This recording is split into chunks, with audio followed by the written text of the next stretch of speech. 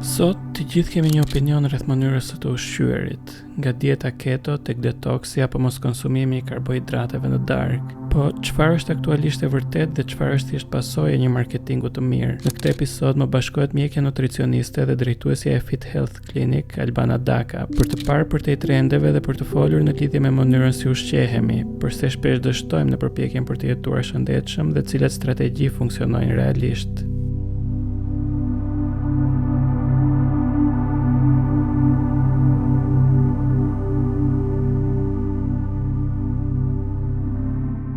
Dëgjojmë shpesh që flitet për lidhjen midis trurit dhe shëndetit të zorëve ose shëndetit të sistemit tretës. Dhe jam kurioz të di që pse po merr kaq shumë vëmendje kohët e fundit si gjë. Patjetër ne gjithmonë themi që dy organet e rëndësishme janë zemra dhe truri, gjithmonë fokusohemi, padyshim janë organe shumë të rëndësishme, por duhet të dimë që truri në fakt fillon në kokë dhe gjithë fundet nervore përfundojnë në sistemin ton tretës. Pra gjithë fundet nervore të sistemit ton tretës, gjithë kaskada e fijeve nervore përfundon në sistemin ton tretës. Dhe nga ana tjetër, ato që quhen substancat e mirëqenies së shëndetit mendor, siç është serotonina, prodhohet 90% në zorë. Dhe nëse zora së bashku me pjesën tjetër të sistemit tretës nuk janë në funksionin e vetë maksimal, patjetër dhe niveli i serotoninës do të kompromentohet, pra do të prodhohet në sasi më të ulët, dhe gjithë problematikat e tjera dhe ne, edhe secili nga ne, kur ka një problem, po themi të tretjes, me fryrje apo me alterimet e jashtëqitjes, shikon që nuk është as në këndvështrimi, nuk është në humor, është i lodhur e me radhë, sepse kjo pikërisht sepse sistemi nervor është një sistem kompleks, nuk fillon dhe nuk mbaron me sistemin nervor qendror që është lokalizuar në tru, po aty fillon dhe gjithë mbaresat janë në sistemin ton tretës, i cili sot ka një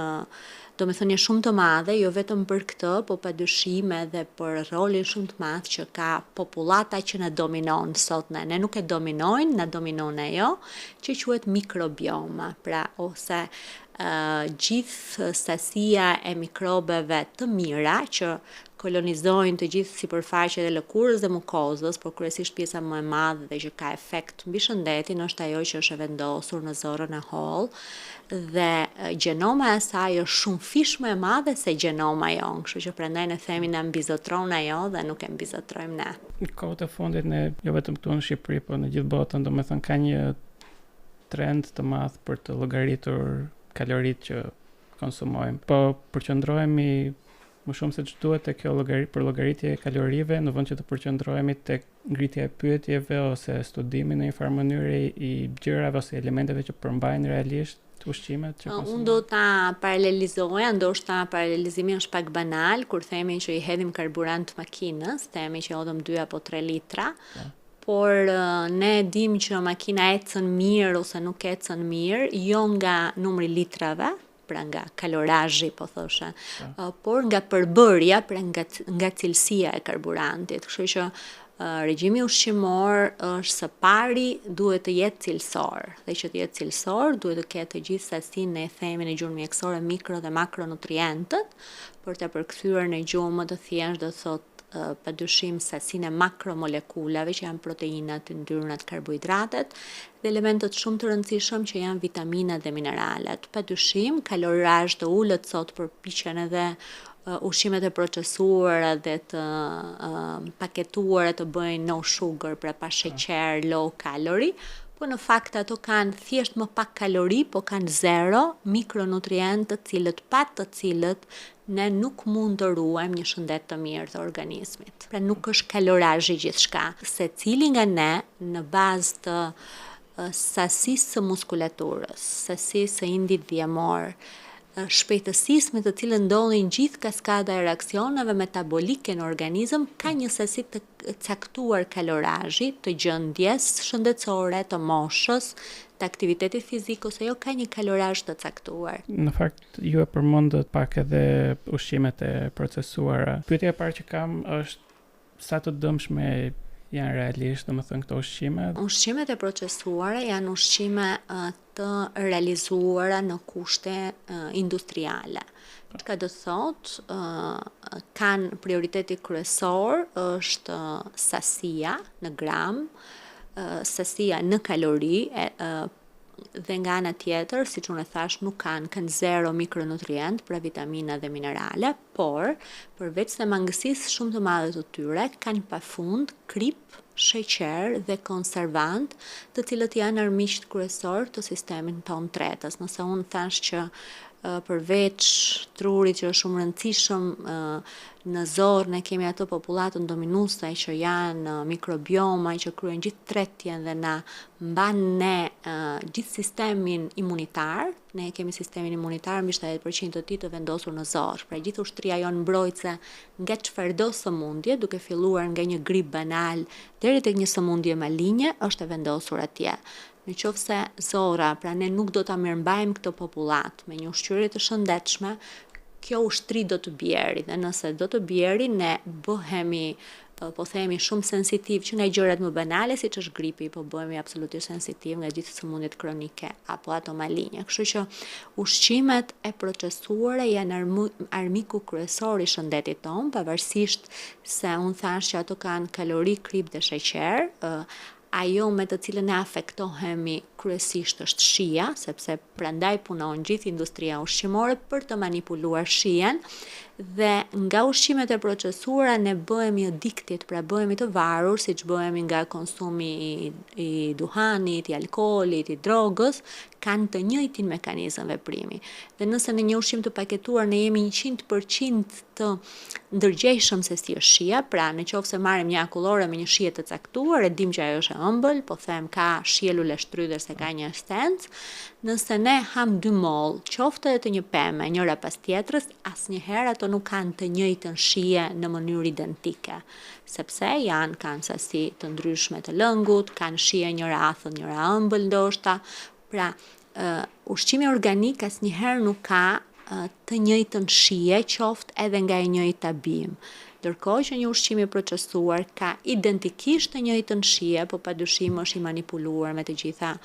konservantët dhe gjitha gjërat e tjera që unë thash për të manipuluar dhe për ta bërë të kërkuar, po themi, këtë ushqim. Në qoftë se këto ushqimet procesuara janë vërtet kaq të dëmshme, atëherë pse në shumicën e rasteve i gjejmë më të lira në supermarket, më të aksesueshme, janë kudo në çdo dyqan. Padyshim se duke qenë se bëhen, po themi, në mënyrë industriale dhe bëhen prodhimi apo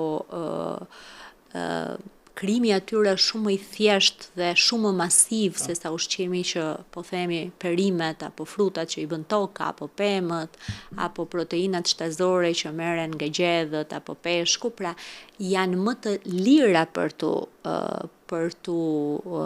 përfituar, dhe nga ana tjetër bëhen dhe më të lira në treg, dhe gjëja kryesore sot është me këtë dinamik të jetës që kemi ne, njerëzit pretendojnë gjithmonë që të bësh një vakt të shëndetshëm në shtëpi të ha kohë. Në fakt, në studimet që janë bërë edhe vitet e fundit, është parë që një familje që pret para një fast foodi apo pret brenda një pizzerie për t'i ardhur ushqimi, koha është gati e njëjtë, në mos në disa raste edhe më e gjatë, sesa nëse bën një vakt të thjeshtë dhe të shëndetshëm në shtëpi. Kështu që dhe kjo shumë orët e gjata jashtë shtëpisë, me disa punë një herësh, apo edhe me këtë anën ekonomike, po themi, për mua është justifikim në pjesën më të madhe të rasteve kur thuhet që është më e lirë. Nuk është më e lirë të blesh një croissant tek supermarketi apo të bësh një tost të thjesht, minimalist në shtëpi me pak domate, sallatë jeshile, një fet djathi. Po ta kalkulojmë me gram, me sasi, të siguroj që nuk është më e shtrenjtë. Kështu që njerëzit më shumë e kanë të aksesueshëm, e kanë të thjesht, nuk harxojnë kohë nga këndvështrimi i tyre, po në fakt në fat gjatë ne sot i bëjmë shumë dëm organizmit. Dua të ndalem pak edhe tek klinika që ju drejtoni, Fit Health Clinic, pasi në ditët e sotme shumë njerëz ndjehen konfuz kur është fjala për shëndetin dhe për ushqimin, dhe ndonjëherë edhe të humbur dhe nuk dinë ku të drejtohen për këshilla. Dhe dua të di çfarë suporti ofron klinika Fit Health që i ndihmon njerëzit të arrijnë ndryshime reale dhe konkrete me shëndetin e tyre. Së pari, klinika Fit Health, që është prej shumë vitesh në treg, për afërsisht prej 2013-ës, është fokusuar gjithmonë në atë që quhet mjekësinë parandaluese, që sot në fakt ne e dëgjojmë është kthyer trend në gjithë botën, nuk është kthyer trend sepse është më e thjeshtë, por është kthyer trend sepse popullata sot gjithmonë ka tendencën, dhe gjithë mjekësia ka tendencën që të rrisi jetëgjatësinë, nëse mjekësia e disa dekadave më parë kishte tendencën thjesht të rriste jetëgjatësinë dhe padyshim ja ka arritur.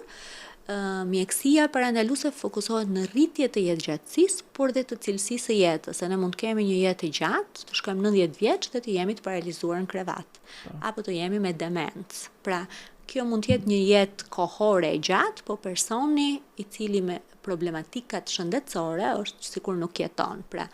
pikërisht edhe mjekësia parandaluese ka fokus kapjen e gjërave që në stad, pra që në start të tyre, dhe mundësish parandalimi, dhe sot nuk është se e them unë, është e gjithë mjekësia parandaluese që flet që stili jetës ka një impakt shumë të madh. Ne në para disa dekadash thoshim që është gjenetika, si të kemi gjenetikën, nëse gjyshi ka vujt nga kjo sëmundje do vuajmë dhe ne jo. Nëse gjyshi, babai, të afërmit kanë vuajtur nga kjo sëmundje, është shumë mirë që ne ta dimë se do bëhemi më të kujdesshëm për të bërë kontrolle më të shpeshta, por nuk do të thotë që ne të smuremi. Ama nëse ne kemi një stil jete jo korrekt, jemi të sigurt, edhe po të kemi një anamnezë, pra një historik familjar pas sëmundje, të siguroj unë që ne do kapemi nga sëmundjet kronike shumë herët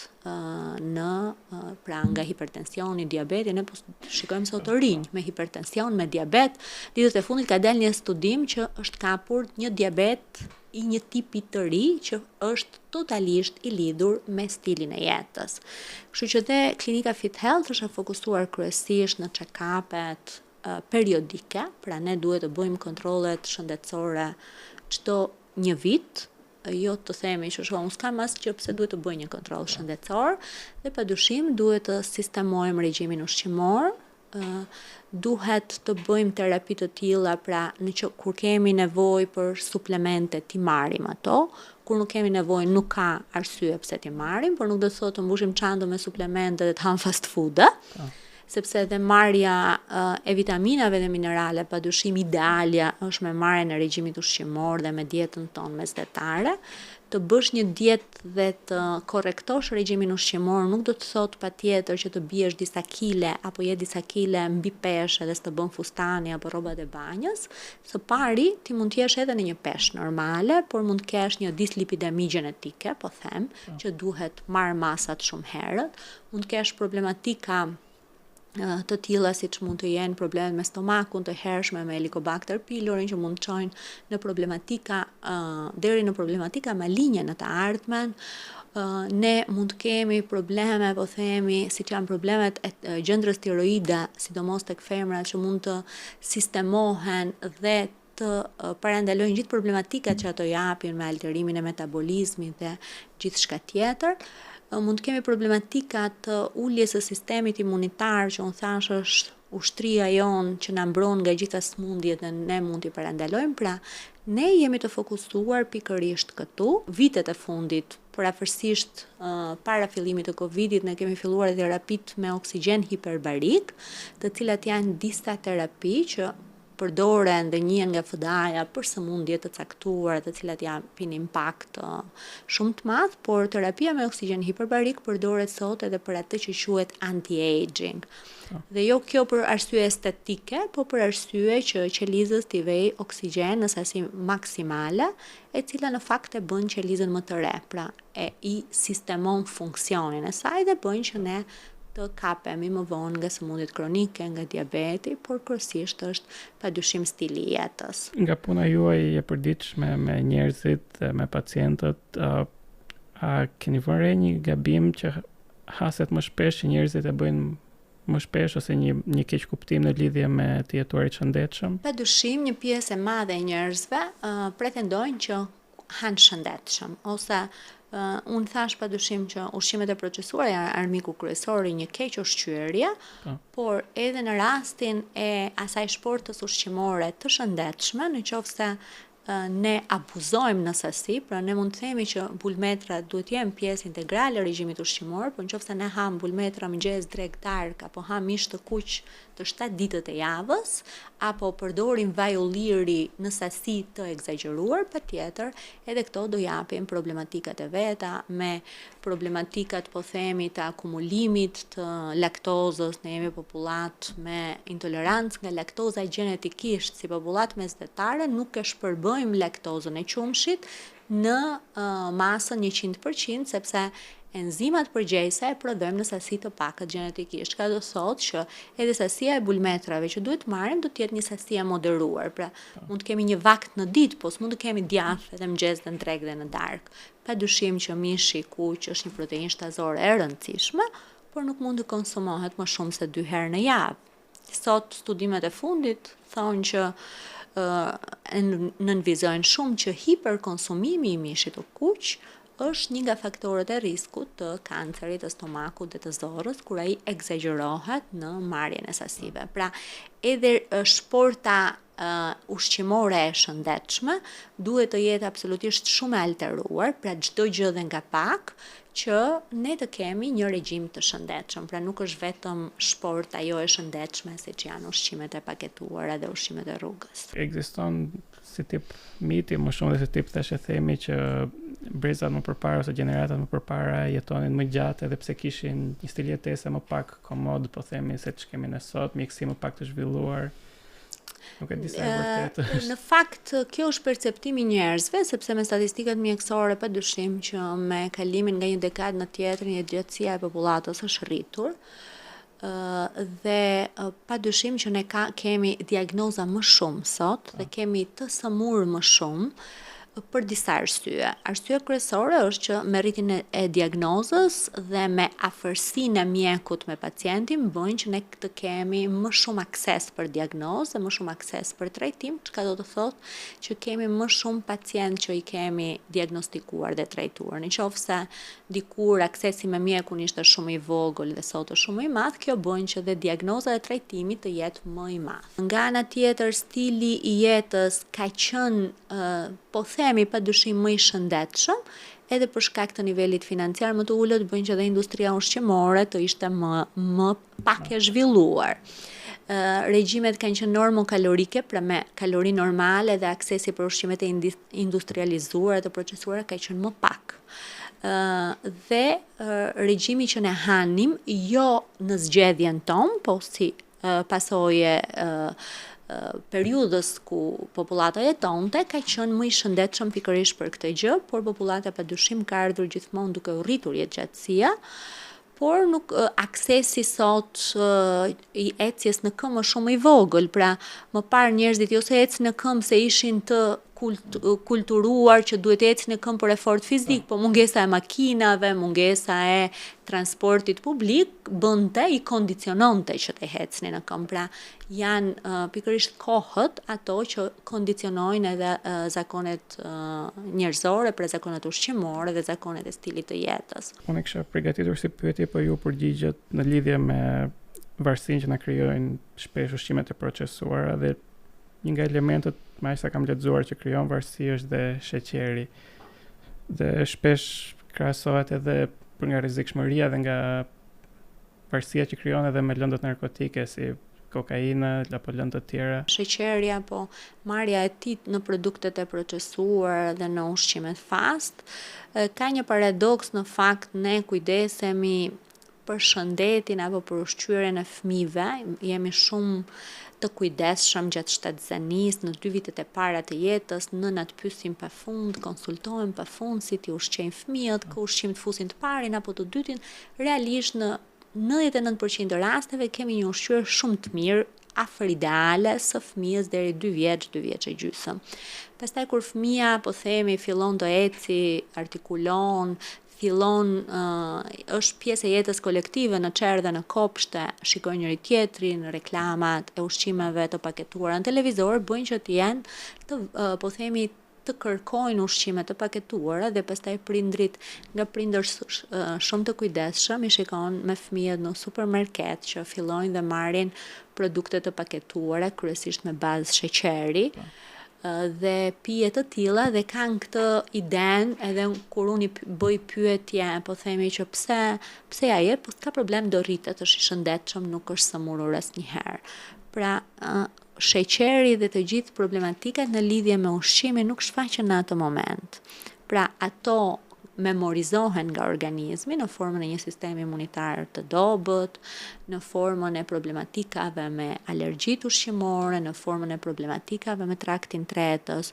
në formën e problematikave pse jo dhe të shëndetit mendor me agjitim të fëmijëve dhe me atë kërkesën e dhunshme për ta marrë atë gjën që kërkojnë, dhe i bëjmë prindrit pastaj që t'ia plotësoj, ose prindër që thotë që nuk e ha vaktin e gjellës dhe më mirë ti marr një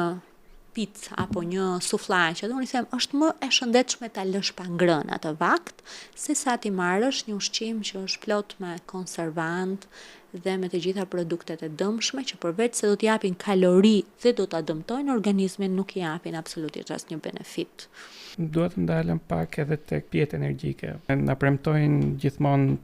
që do na rrisin përqendrimin dhe performancën, po duhet të di çfarë i shkaktojnë realisht shëndetit tonë, zemrës, gjumit, trurit. Padyshim, duke qenë se unë thash edhe më parë që ne sot jemi shumë të aksesueshëm nga ushqimet e industrializuara, po nga ana tjetër jemi shumë kohë jashtë familjes, pra jashtë shtëpisë, apo sidomos moshat e reja edhe në orët e gjata jashtë, por kryesisht unë sot problemin kryesor e shikoj vartësinë në të njëjtën kohë nga mediat elektronike, nga rrjetet sociale, pra nga pajisjet elektronike, të cilat kjo vartësi, pra një person është gjithë ditën i varur pas një pajisje elektronike dhe këtu ka një snack, këtu ka një tas të madh me patatina, apo ka çokoladata, apo ka një pije energjike që nuk e kupton, pra adrenalina e lojës apo adrenalina asaj çka po shikon në pajisjet elektronike e bën që të ushqehet dhe pamendje, të marrë shumë kalori, të marrë sheqer, përveç adrenalinës që i ka shkaktuar gjithë këto orët e gjata ndëndur këtu, bën pastaj që ne të marrim kalori, të merrem pije energjike, apo është edhe justifikimi pak i studentëve, sidomos në sezon që po marr pije energjike që të rri zgjuar, të rri më shumë. Në qoftë se ne po themi marrim pije energjike, marrim produkte të tilla për të ndendur zgjuar, gjithmonë është parë që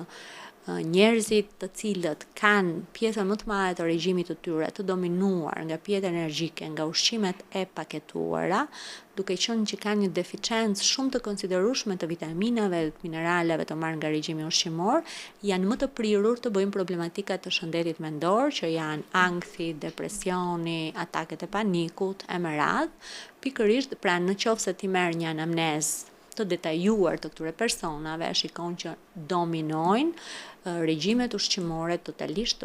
pashëndetshme dhe duke u fokusuar padyshim në pije energjike dhe në ushqimet e procesuara. Fakt ndihem pak fajtor se un kam qenë nga ata njerëz që kisha atë stil jetese, domethënë.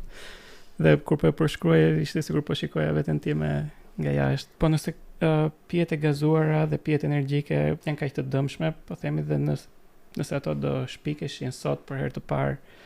a do lejoj shitja e tyre? Ka një përplasje shumë të madhe të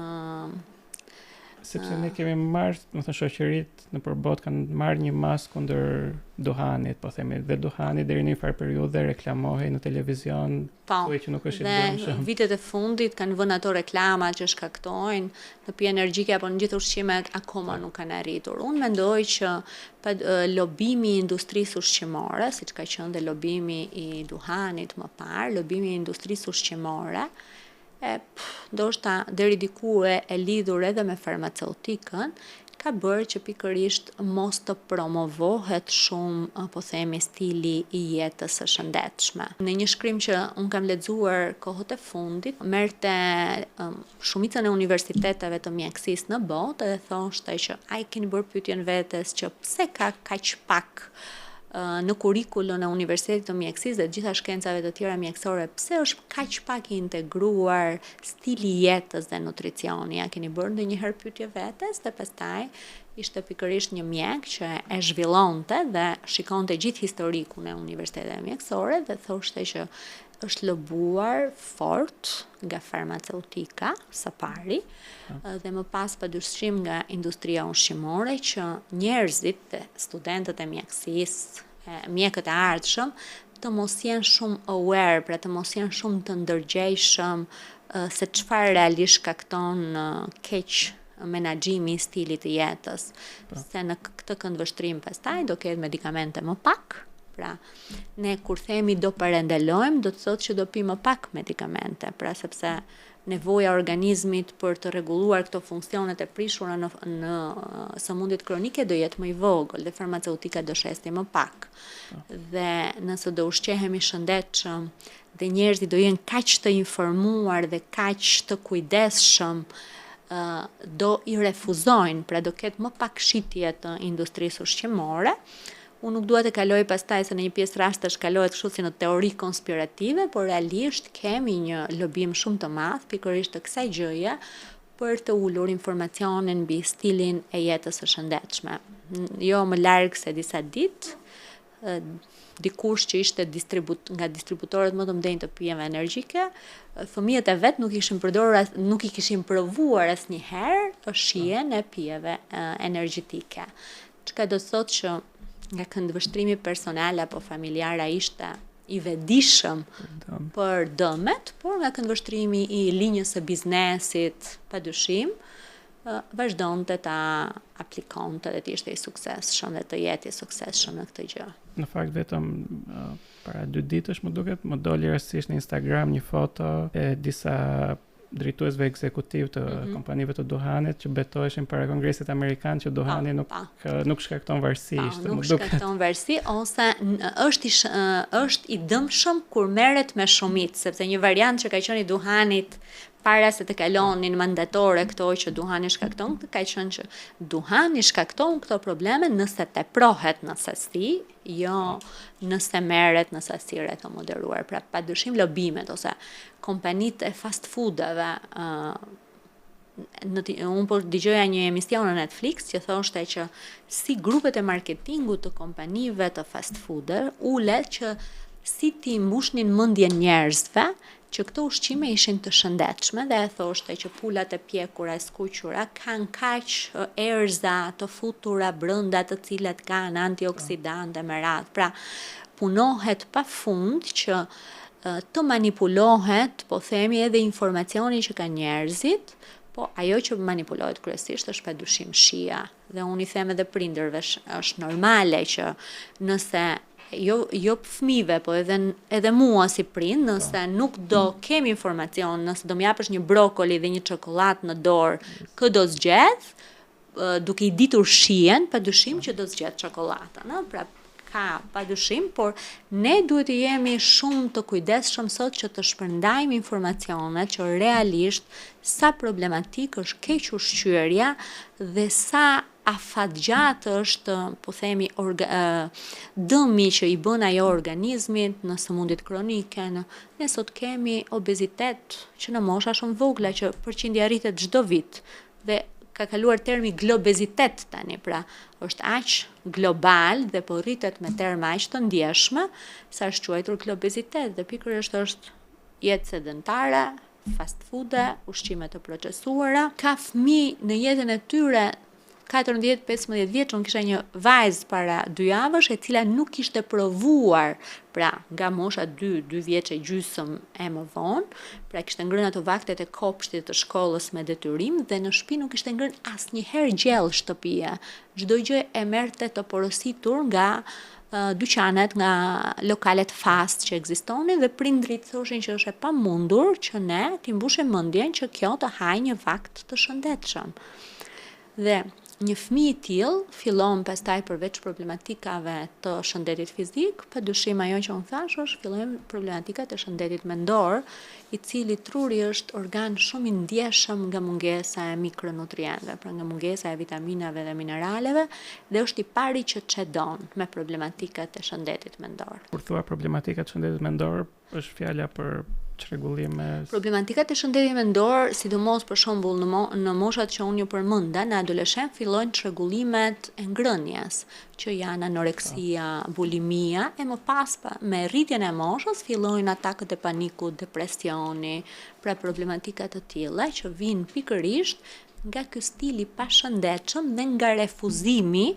në vite që i bëhet padyshim kalimit në një jetë të shëndetshme. Është njësoj si varësia nga drogat, pra ti do bësh periudhë në abstinencës, detoksikohesh, do të thënë kalvari realisht është shumë i gjatë. Në kuzhinën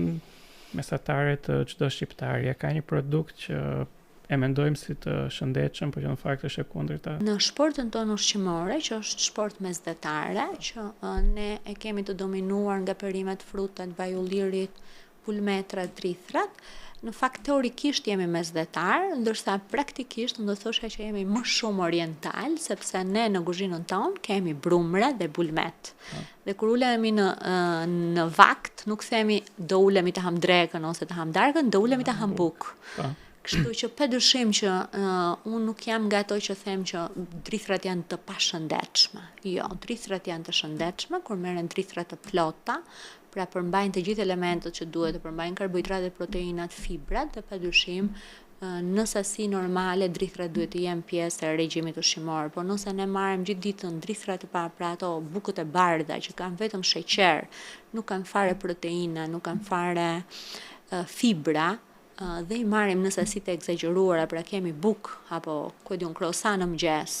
sanduiç në drek, pasta në darkë, në qoftë se dominohet gjithë regjimi ushqimor, 70% të pjesës së vet e ka drithra dhe ka drithra super të përpunuara, padyshim që kthehet në i pashëndetshëm, të njëjtin gjë që ju thash edhe për bulmetin. Nëse kemi bulmet në mëngjes, në drekë, në darkë, kemi edhe një vakt të bollshëm me mish të kuq çdo ditë, padyshim që kthehet në i pashëndetshëm.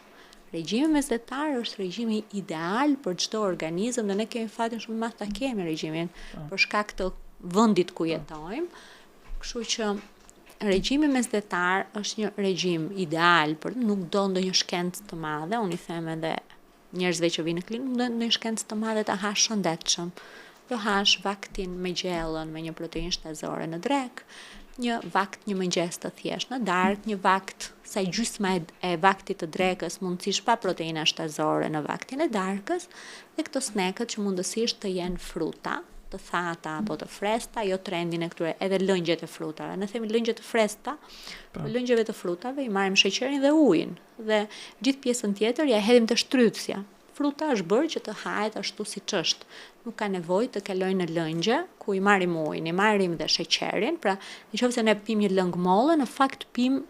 marrim sheqerin dhe ujin e 3-4 mollëve. Nëse do ulemi të ham mollë, e kemi të pamundur të ham 3-4 mollë, do ham 1, ja ëngrëm 2. Kështu që dhe sheqerin që marrim kur ham mollën, e marrim bashkë me fibrat, që do thot një pjesë të madhe e eliminojmë pikërisht për shkak të pranisë së fibrave. Nëse do e pim në formën e lëngut, fibrat ja kemi hedhur poshtë tek shtrydhësja dhe i marrim gjithë sheqerin që ka pas 3-4 mollë edhe ujin që ka ajo. Falje dhe rrjeteve sociale janë përhapur shumë dhe këto trendet e dietave, do të thënë keto, fasting, nuk e di, një tjetër po lexoja, po që nuk është se kam shumë njohuri, është kjo e ujit alkalin. Në qoftë se një ditë do kishit në dorë të ndalonit ose të nxjerrni si të jashtëligjshme një trend, çfarë do nga këto, cilin do ndalonit të parin dhe pse? Unë do të thosha që fasting, dieta keto,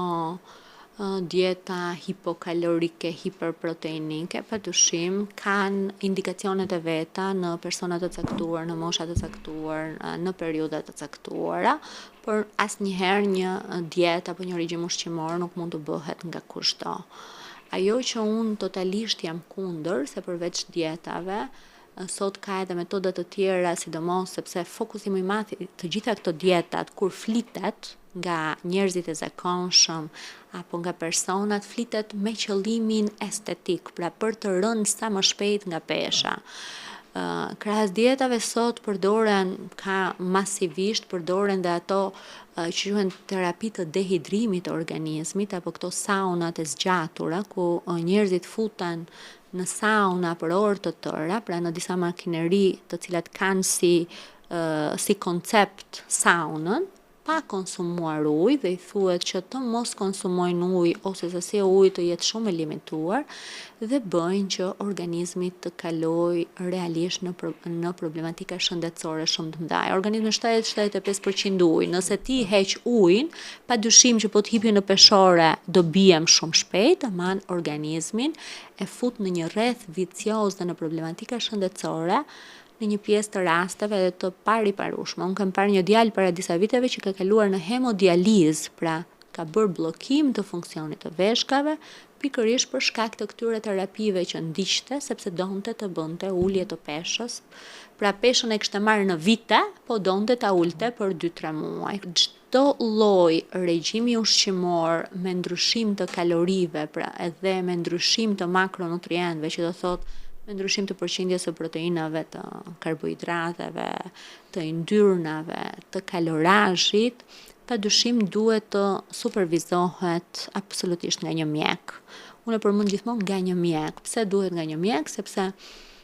organizmi, ai që njeh organizmi, specialisti i